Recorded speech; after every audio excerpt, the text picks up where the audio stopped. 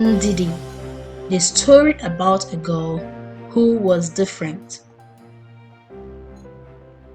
Ijele Kingdom was known to raise beautiful maidens, women whose signature ebony skin shone like the sun, and their thick tress of hair was always well oiled and styled to perfection. Over the years, these women perfected the art of native skincare routines, and this made them the envy of other maidens from neighboring kingdoms.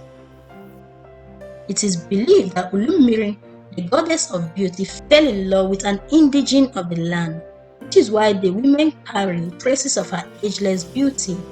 This was why Mazi Onochie was shocked at the look of the child the midwife handed over to him. The child looked so pale, yet weirdly, her face reminded him of his dead mother. Perhaps the gods were telling the joke only they understood, but he did not understand why. Obiageli, you have to push harder, the midwife pleaded. Mama, I have no strength left in me. Allow me to close my eyes and end this misery, Obiageli cried out in pain. May the gods forbid, the midwife exclaimed. I have never lost a child or mother in childbirth, and I won't lose any today. None. I can see your child's head. Push a little harder, and the gods will give you victory. Mama, I'm trying, Obiageli cried out. Name, the woman sympathized. I know. Just one more push. With a loud cry, Obiageli gave her very best, and she finally heaved a sigh of relief at the sound of her child's voice. Shimo! The midwife exclaimed. In all things, may the gods be praised. Nne, is something wrong? Obiageli asked. Nothing, my dear. The ways of the gods are sometimes mundane to we humans. Mazi Onochie could not contain his joy. Wanyoma, I can hear the voice of my child. People of Ijele, I am now a father.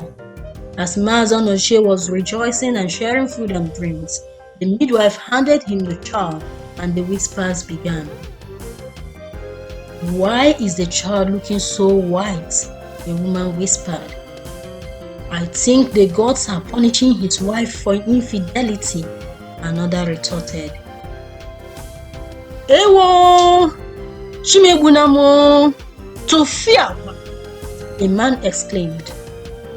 I best be on my way. I cannot celebrate with the ones the gods have punished, a drunk man jeered. Anam! Little by little, they all began to leave until the compound was empty. Obiageli! Obiageli! What have you done? Mazi shouted. My husband, I don't understand you, she exclaimed amidst tears. Why is the child so pale? The husband asked. How do I know? I only give out what you put in, she replied. Don't you dare act smart with me, Obiageli. Your sharp mouth will not save you from this, Obiageli.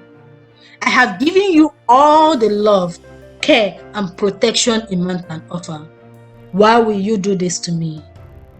I swear by the gods, I have never looked at any other man, not to talk of cheating on you, Obiageli responded. Mazi Onochie looked at the child in his arms. The child obviously had a family face. Her legs were full and thick like the women of his family, but her skin was too pale. The couple looked at their child and wept quietly in each other's arms, not because of them, but because of the discrimination she would face. They named her Ndidi, meaning patience and endurance. Time passed and Ndidi grew up. Ndidi Wanyoma, come and help me peel the cassava so I can soak it for tomorrow, Obiageli called out. Mama, I will, but you know I don't like doing this. It hurts my skin. Nne, ndo, Sorry, oh, her mother replied. Name, Mazonoshe called out. Why do you like disturbing this child? My dear, go under my bed. I kept dried meat there for you. Mazi, you will spoil this child, the wife scolded. Ndidi cannot even set fire to warm water for her bath, not to mention preparing abacha. Yet, she knows what even the elders are yet to understand. Which is why I am so proud of her, my dear wife, Mazonoche laughed. Some of the things this child says, when I shared them at the clan meeting, they wonder at my intelligence. They will be surprised the day they find out about her intelligence. He said this because everyone, including the elders, discriminated against the child still. My husband, you know a woman's place is by her husband's side. If we start enabling her now, won't she disregard other people around her? Obiageli asked. Mazi looked at his wife lovingly and replied, we both know Ndidi is too smart and well behaved to turn out like that. Enough of all this talk. Is my dinner ready? I will serve it soon, Obiageli replied. A few years later, Ijele and its neighboring kingdoms were affected by a terrible drought. All the water reservoirs dried up and crops started dying. The king was troubled greatly. None of the village chiefs had any solution to this impending doom. Everyone waited patiently till death arrived at their doorsteps. Mama, are you saying the whole village doesn't know what to do? We can't all fold our arms and wait for death to come knocking, Ndidi told her mother. My dear, we can only hope that the gods will come to our aid, her mother replied.